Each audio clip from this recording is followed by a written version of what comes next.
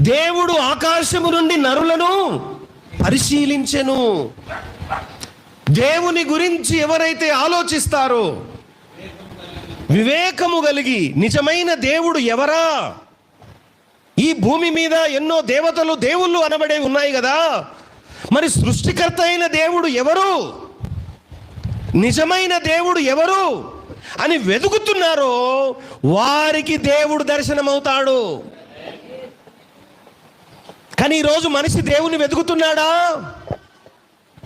తాత ముత్తాతల నుంచి, పూర్వీకుల నుంచి ఏవైతే ఆచారాలు వచ్చాయో, కట్టుబాట్లు వచ్చాయో అందులోనే తిరుగుతున్నాడు. అక్కడక్కడే అవ్వేడువంగా బిడ్డ ఏడిచినట్టు, బిడ్డకు తెలియదు అవెందుకు ఏడుస్తాందో.